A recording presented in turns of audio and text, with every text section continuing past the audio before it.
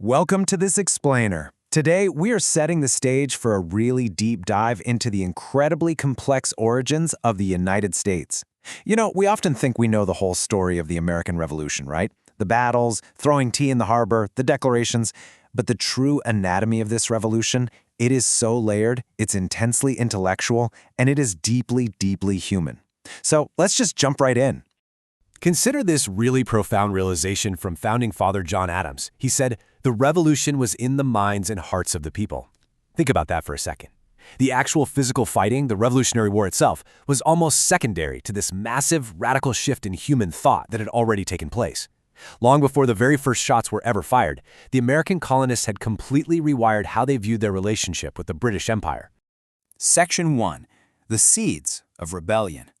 So how did the colonies shift from a pretty comfortable period of what's called salutary neglect, basically just being left alone to govern themselves, to an outright armed rebellion? Well, to understand that shift, you have to listen to Patriot Captain Levi Preston. He boils the whole conflict down perfectly. He said, "We always had governed ourselves and we always meant to. They didn't mean we should."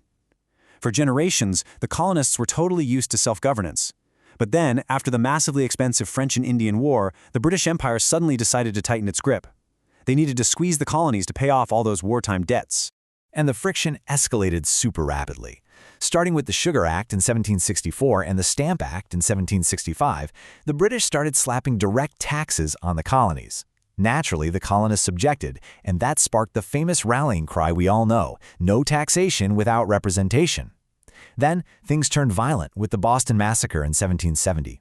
By the time we hit the Boston Tea Party in 1773 and those deeply punitive, intolerable acts of 1774, which, by the way, were designed specifically to crush self-government in Massachusetts, the point of no return was rapidly approaching. Section 2. Ideologies of Independence. Now this is where it gets fascinating. A localized dispute over taxes essentially blossomed into a brand new political philosophy that would ultimately change the entire world. Right at the heart of this intellectual awakening was republicanism. Now, this wasn't just a political system. It was a full-blown ideology demanding civic virtue from its citizens.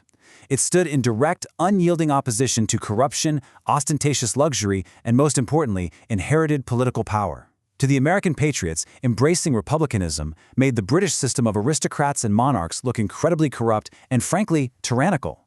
This whole shift in thinking was heavily fueled by the American Enlightenment, and specifically by the English philosopher John Locke. His social contract theory, which is totally centered on the consent of the governed, gave the founders their intellectual ammunition. Locke basically argued that humans were inherently free and that true, legitimate government absolutely requires the explicit consent of its people. And here's the kicker: if a government breaks that contract, the people have a natural right to overthrow it. This intellectual evolution completely transformed the Patriots' mission. The initial localized goal of the rebellion was simply demanding the rights of Englishmen. They literally just wanted the same representation as anyone living in London. But by the time the Declaration of Independence was adopted in 1776, the scope had totally expanded to establishing universal rights, the world-changing ideal that all men are created equal. They weren't just fighting for local tax relief anymore. No, they were fighting to establish a completely new order based on natural law. Section 3. A deeply divided populace. It is absolutely crucial to humanize this conflict and recognize that this was not just one unified America seamlessly fighting Britain. Not at all. It was a deeply, deeply fractured society. Actually, you might be surprised to learn that patriots were a minority. They made up only about 40 to 45% of the population. Another 15 to 20% were loyalists, also known as Tories, who remained firmly tied to British trade, order, and the crown. The rest were neutrals, like the Quakers, who really just tried to stay out of the fray entirely. This ideological split literally tore communities and families apart. Just to put that into perspective, Benjamin Franklin's own son, William, was a royal governor who remained intensely loyal to the crown. The two of them, they never spoke again after the war. And these divisions went much deeper, across different demographic groups. Marginalized communities were navigating this revolution with incredibly high personal stakes. Women were the absolute backbone of the boycotts. They returned to spinning their own cloth, managing the farms, and even acting as spies and camp followers. The majority of Native Americans aligned with the British, mostly hoping to stop the relentless westward expansion of American settlers into their territories, though some tribes did support the Patriots. And Black Americans?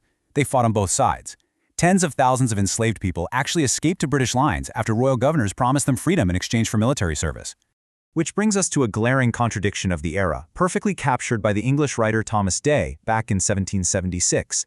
He wrote, "If there be an object truly ridiculous in nature, it is an American patriot signing resolutions of independency with the one hand, and with the other, brandishing a whip over his affrighted slaves." We have to look at this neutrally as part of this explainer because it just shows the stark reality of the time. While the patriots championed egalitarian ideals and universal rights, the deeply entrenched institution of slavery remained. It was a massive contradiction that drew heavy criticism from across the Atlantic and fundamentally complicated the era's whole narrative of liberty. Section 4. A Global Financial War. So this localized rebellion ended up sparking a massive, incredibly expensive world war. The United States absolutely did not fight this war alone. France formally allied with the Americans in 1778, providing crucial money, gunpowder, and troops. Spain joined the party in 1779, and the Dutch Republic in 1780. On the other side of things, Britain actually had to hire German auxiliaries, the famous Hessians. What this all meant was that Britain was suddenly forced to fight a sprawling, global war across multiple continents and oceans, and they had to do it without any major allies of their own. But listen, even with those allies, the stakes for the Americans were terrifyingly high. Think about it. Great Britain possessed the world's largest navy and a highly sophisticated financial system that could easily borrow millions to fund a war. The United States, well, they had an entirely empty treasury, they relied on unpaid volunteer soldiers, and they operated under a Congress that literally had no authority to collect taxes whatsoever. The Continental Army was just vastly outmatched, both militarily and financially. To survive this, the Continental Congress just started printing paper money, known as Continental dollars. But without gold or a functioning tax system to back it up, hyperinflation took over like wildfire. By the end of the conflict, the Continental dollar was so terribly devalued, it was worth essentially 1 cent on the dollar. It completely ruined the finances of so many soldiers and everyday citizens, which actually gave birth to the phrase, "not worth a continental." Section 5. A More Perfect Union. You see, winning the war at the 1783 Treaty of Paris was really just the beginning. The messy aftermath and the harsh realities of governing a brand new nation were about to set in big time. $80 million.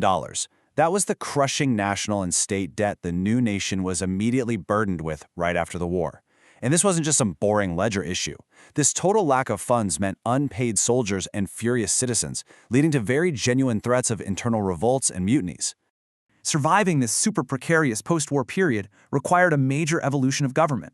They started with the Second Continental Congress, which eventually formalized into the Articles of Confederation. But the Articles created a government that was just entirely too fragile. It couldn't levy taxes or regulate commerce. So to save the country from completely collapsing under debt and internal strife, nationalists like George Washington and Alexander Hamilton pushed hard for Step 3, the United States Constitution. They needed a much stronger federal framework capable of actually governing. But here's the catch. A stronger federal government totally terrified a lot of citizens. They had just fought a brutal war against centralized imperial power. To assure these fearful citizens, James Madison championed the Bill of Rights, which was ratified in 1791. These 10 amendments guarantee the exact inalienable natural rights, freedom of speech, religion, and due process, that had sparked the whole revolution in the very first place. Which brings us to our final thought. The American Revolution was the very first successful overthrow of a European empire, creating a republic founded entirely on the consent of the governed. So I want to leave you with this question to reflect on. How does a radical change in the opinions and sentiments of the people continue to echo globally today? Consider how this blueprint of intellectual awakening, civic virtue, and demanding universal rights continues to inspire democratic movements all over the world right now. Thank you so much for joining me in this explainer. Keep learning, keep questioning, and I'll catch you next time.